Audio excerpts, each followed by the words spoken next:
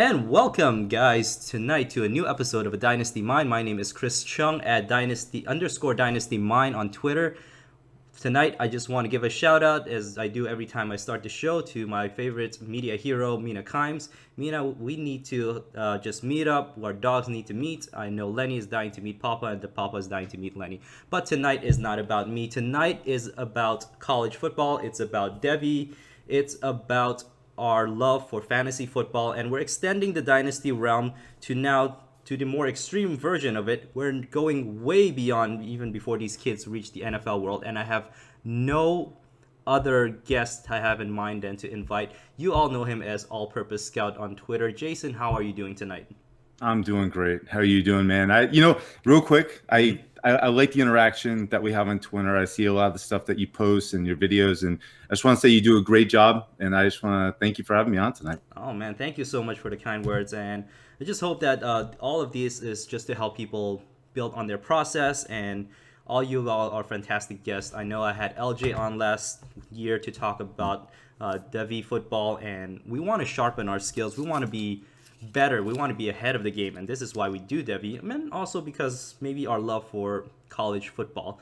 So in talking about devy, Jason, how about you telling us how you got started, how you fell in love with devy football, and where did it take you up till until today? Yeah, you know what? I spent 4 years in the military from 2001 to 2006, and during that time, 2002, I think I'm boot camp at the same time. And I never really got a chance to watch football the way I wanted to, and I missed it so much. So when I got out of the military, that was part of my plan, is to get back into football, to really start watching the game, getting the passion back, and it didn't take long. So on the other side of it, I do a lot. I was a certified personal trainer. I did strength and conditioning. So watching these players and how they move and how they identify the space that they're in, and watching just how the body mechanics really got me intrigued about the whole evaluation process. And so as I'm watching college football, I'm starting to think, I'm like, wow, this guy, there's something here to this guy. I like the way he's able to shift his hips, and I like the way that he's able to identify something before it even happens and start moving his body in a way that he's able to kind of elude defenders. And so I thought to myself, well, let me see if there's something else into this. And I started just kind of writing my own stuff and, posting stuff on Twitter. And, not before long, I got really into the fantasy aspect of it, like NFL fantasy.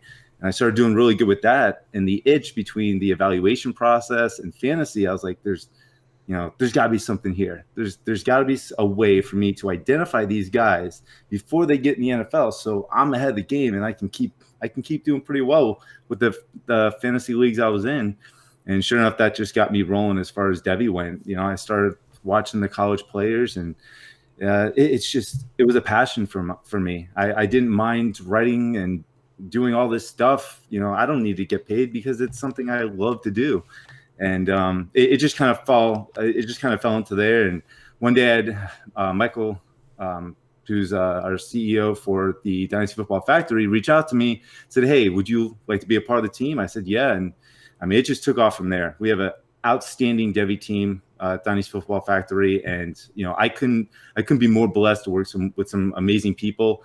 And our huge project, the Devy Watch, that we just released, that's a testament to just the talent and the level of evaluators that we have on this team.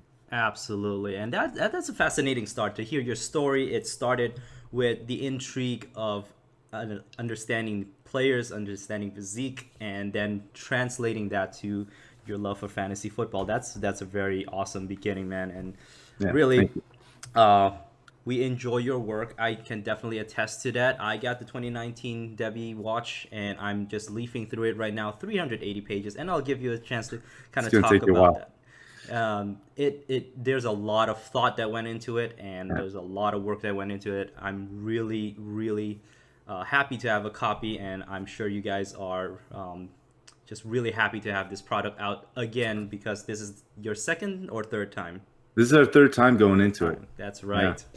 Yeah, and it'll help us, man, because devy is becoming more and more popular, which is a good thing. Now, talking a little bit about devy, I know you and I are in the same league, and in the Campus to Canton, and that is kind of one of my favorite format, because we start getting these players, and we actually get to play them in the college fantasy football league as a dynasty format, and then some of the players we get to take with us to our NFL league. And last week, guys, we kind of touch a little bit on the CFF and how that's different.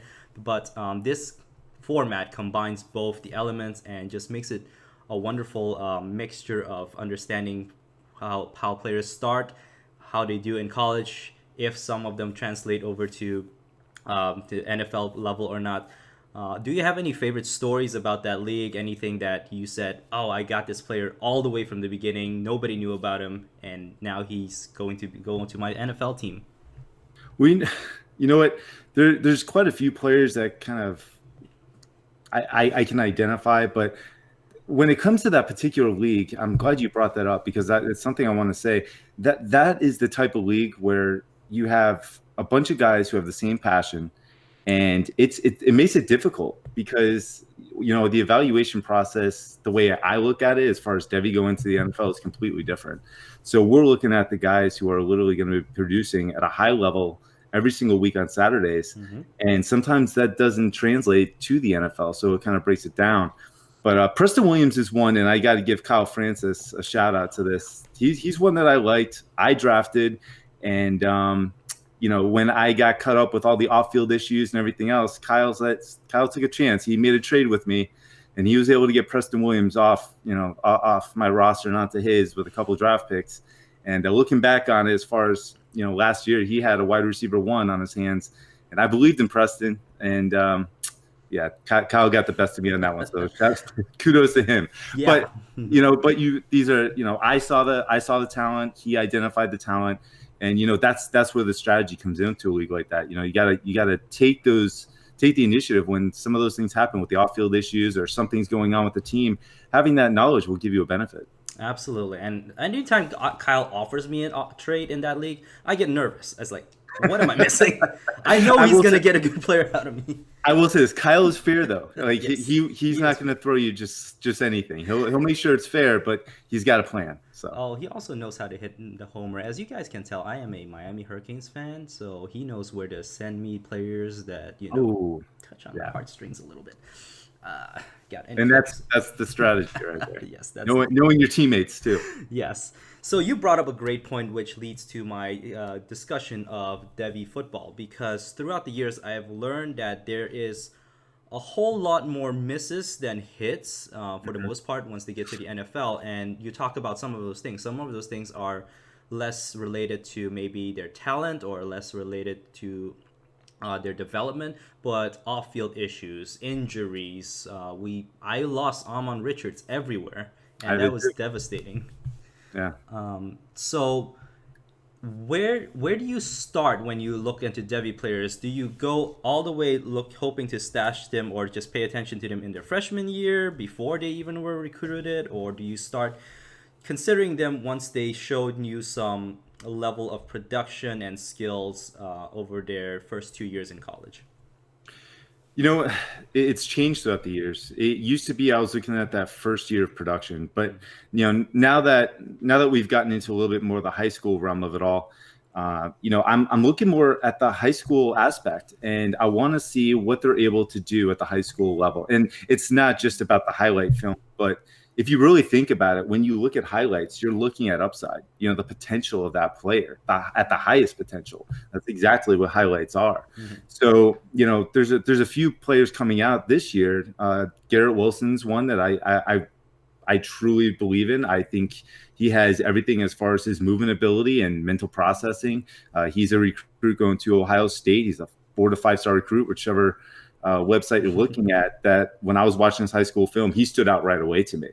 And it didn't take long as I'm going through all the other players, Frank Ladson and Joey Nada and all these other ones. Yeah. And, once you watch one guy and you see something there, it kind of gives you a baseline of what to go off the other ones. And so it starts more with the high school, but now it's like, if they're not producing, year one, if they have the opportunity and they're not producing, I like to use a little bit of critical thinking and go in there and say, why not? You know, is it the talent? Is it the scheme? Is it the coaching? Is it that they just can't understand the playbook? You know, what are the reasons for that? You know, but dominator rating, breakout age. I mean, those are all things that, you know, you do want to look at, because there's a point at which it does begin to translate, but the talent has got to be there. When it comes to a wide receiver, the route running, separation quickness needs to be there. Running back, you know, the tenacity, the burst, the explosion, long speed, you know, and pass catching now too, because we're doing this for fantasy. Yeah, absolutely. And those are some fascinating points that I now have to take into account when you mentioned there are certain stats that are predictive of their success, but also what they need to show on the field. Can they beat out their competition? I understand that some schools just pack full of talent. You got tons of 4s and 5 stars on Alabama, on Clemson, on FSU, all those schools. And are they able to rise above, or are they going to seek, transfer elsewhere and, hopefully find a way to get to the NFL? Now, the other question I have for you, we want to catch them at as early as possible. Were there times when you miss out on getting them and they don't show up for a while and they pop up during their senior year, or maybe just wait all the way until they're drafted in the NFL? How do you even know that this guy, do their what do you call it? Do their recruiting rankings, do all of those factors that you've noted about them beforehand still play into effect, even if they don't show it up until their senior year, or even not at all? You know what? I look at recruiting rankings sometimes, but I mean, and you can ask anybody who does devy. A lot of times, those recruiting rankings we just don't agree with, you know. And so it's really the athleticism. Is the athleticism going to be there? You know, because that's the upside. That's something that can translate, is athleticism. You know, also just when it comes to wide receiver, there's separation quickness. How are they deceptive within their routes? Do they have good route tempo and route speed at the top of their routes? You know, do they have fluid breaks? Are they able to shift and be deceptive and get that separation? Is it sharp? Is it crisp? You know, and then with the running backs, you know, same kind of concept. Are they able to run between the tackles? Do they have enough speed to get outside? You know, those are the things that I'm going to be looking at. Sony Michel is one that I actually drafted as a freshman because I liked what I saw. Not only was he a 5-star, which made it already intriguing, but I liked what I saw in his high school film. A lot of times, and I keep talking about high school film, it won't translate over. I didn't really particularly like DeAndre Swift's high school film. And then I watched his freshman year and I fell in love with him. So it's, you know, it's not one fluid thing. It changes a lot. I mean, if you really look at it, you know, we're ranking right now for the NFL draft with these guys. How much does that change with their landing spot? There's so many variables that come into play. I mean, you just have to be truthful and trust your evaluation process. If you can't do that, then, you know, it's something that you got to begin working on and trying to figure out on your own, because, you know, it's so important to get it down, to look for the particular things that you truly believe in that are going to translate. Wow, and that is true enough. And because I am only a very, very much a beginner in this devy realm, and I'm sure a lot of our viewers are as well. We have you guys. We're thankful for you guys, for you to put all the time in. You make it your passion, but you also like sharing your knowledge, and we are very fortunate to have something that your team at the Dynasty Football Factory, as well as these content such as the Devy Watch, which will really help us focus and check in. Yeah. So, yeah, I know. I didn't mean to interrupt it, but I know we're going to get into Devy Watch a little bit later. But everything that was put into the Devy Watch was for a purpose, and it particularly for what you were just asking. You know, so the athleticism, the size, the tenacity, the power, all that stuff is great. But, you know, you got to add in the dominator rating. You know, they have to be productive. And are they being productive with a good market share and at a high volume? Because it's going to only get harder at the NFL level, you know. And the younger they break out, we saw with Stephon Diggs, the younger they break out, that's a real thing. It's not always going to translate. Look at Leonte Carew. All of his analytics were outstanding, but he could not separate. He struggled with off the field issues, you know. So as long as everything kind of matches up, that there's a better percentage that they're going to translate over pretty nicely. Absolutely. These tools will help us find that edge because it gives us more than just guessing, which a lot of people claim to be, but it's not. It's not a guessing game. Yeah. And again, really, really fantastic work. And I'll let you at the end of the show to kind of tell us what people can find in the Devy Watch as you explained that. One thing I do want to touch on a little bit is what are some of the names that stuck from 2018 to the 2019 Devy Watch? Oh, man. Some of the names that really stood out to me, Seth Williams, wide receiver out of Auburn. Watching him last year, he's a big body receiver. He's able to adjust his body really well midair, contort his body to the ball, high points very well. But he's got the athleticism to go with it. And he's a guy that, a lot of us really started agreeing on that, this is a guy that you need to watch out for as far as just being one of those next level guys that has translatable skills. And so Seth Williams really stood out to me. Keontae Ingram is another one. Running back out of Texas. Man, he not only is it his running ability, he's got the burst to go up the middle. He can bounce to the outside, but his pass catching is incredible. I mean, he's basically a wide receiver and a running back mixed into one. And when it comes to fantasy, that's something you definitely want to hear. Those are two that really stood out to me the most. Going through it, I mean, there's so many different names, but those are two I got really excited about when I was doing the evaluation process. Oh, that's awesome. And Keontae is someone that definitely stood out. If you played in CFF, he is a name that you really wanted off the waiver wire. Yeah.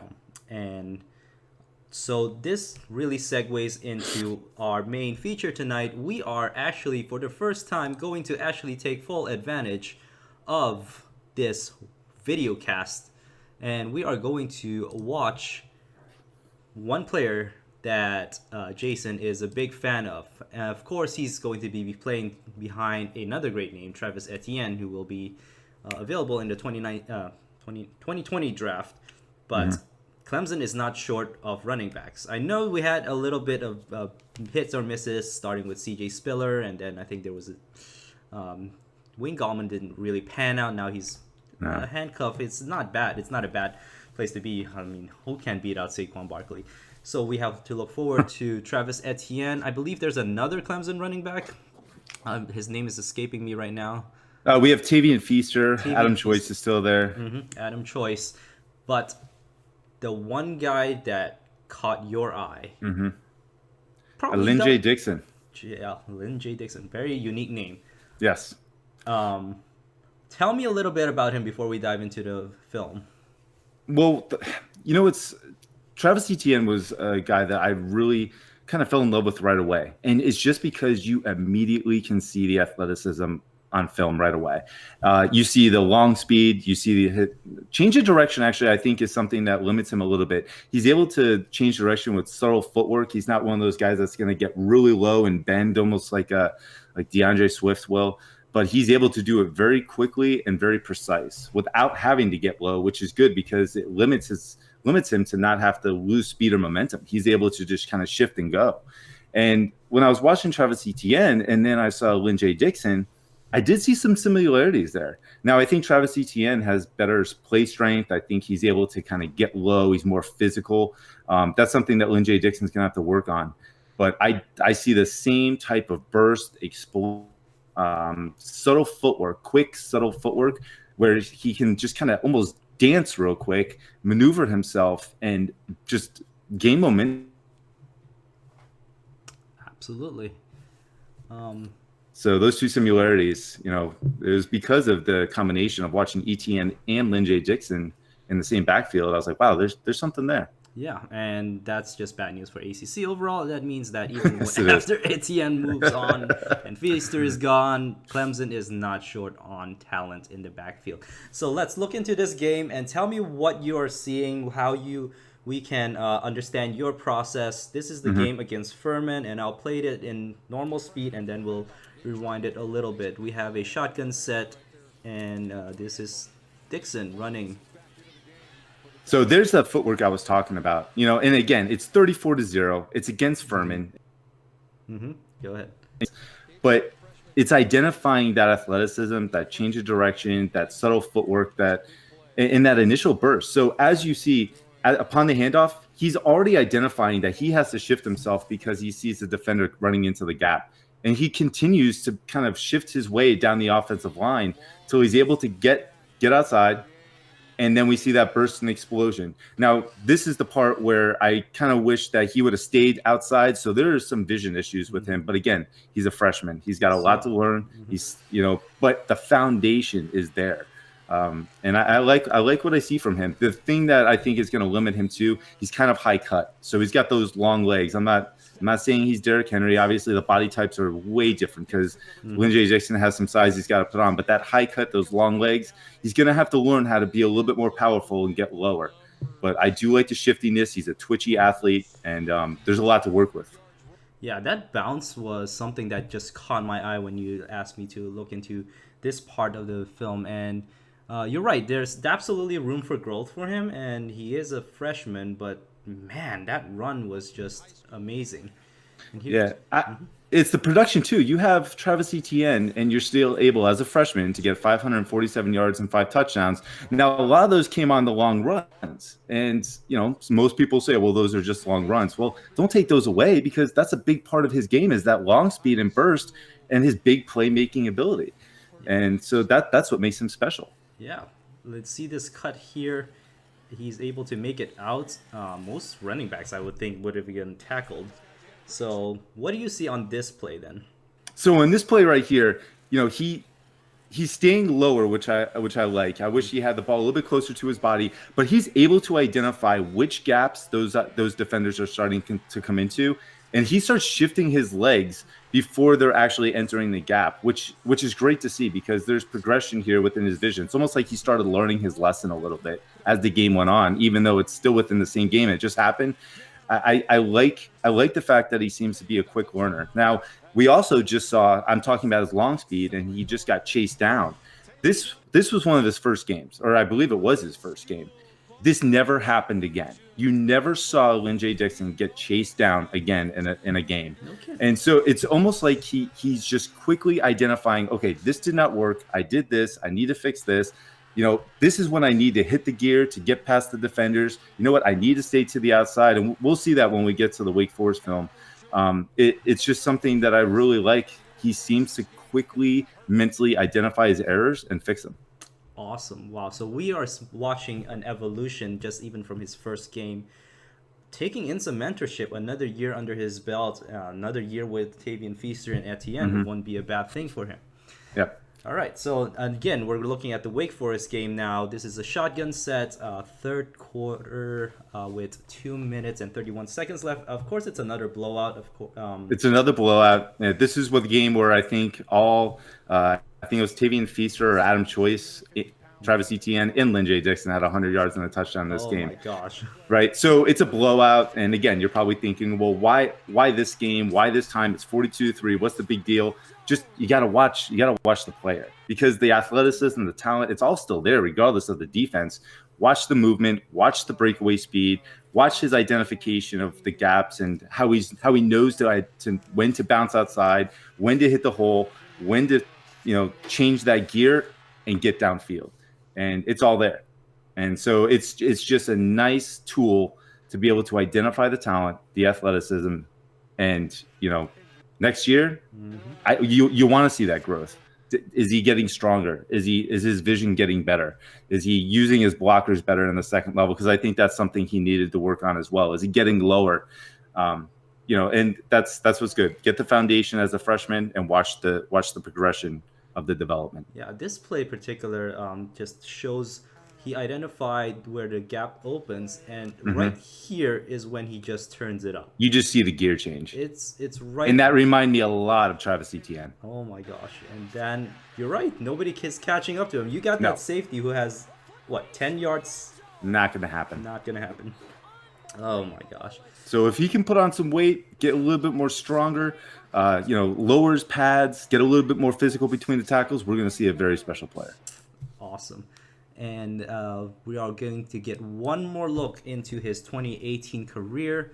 This is a play against Louisville. Mm-hmm. And I'm pretty sure this is another blowout, if I remember correctly. Yeah. Look at the score. It's just 9 to But again, 6. you have a Travis Etienne, you have Adam Choice getting in there, you have Tavian Feaster. So Lyn-J Dixon as a freshman, he's only going to get the opportunity so often, and it's going to be at the last point of the game. But again, it's about identifying what he's good at, where he can win. You see that subtle change of direction, that gear change right there, and he's gone. He is and gone. You can't coach that. So I'm anxious to see his development with all the things we've already discussed. Oh my gosh, you can see here he just moves very You'll see very it in the second level too. Yeah.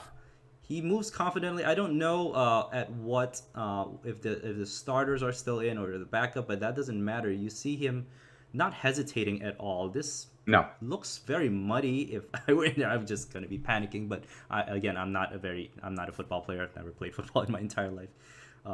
But here, this is there. Here, that you'll see that quick step, no loss of speed, momentum doesn't change, and he changes the gear. That is some special balance and change of direction, and you probably can't appreciate it in that slow speed. So let me play it in normal speed, and you'll see.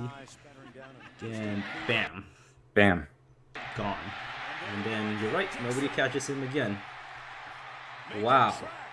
So there's something to work with him, and I not identifying this right now. I mean, it's not hard to see that he's got the long speed and everything else, but I could see, once Travis Etienne moves on, if he's the guy, and they don't bring anybody else in. They were about to bring in Jerry and Ely.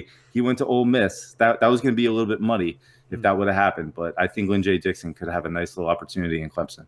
Yeah, and again, even if they bring in Ely, you can see that it doesn't matter how many running backs they have opportunities. They're going to keep blowing out their opponents. They're just going to keep rolling them out. Clemson's on the rise, and Clemson's got a hell of a team. Yeah.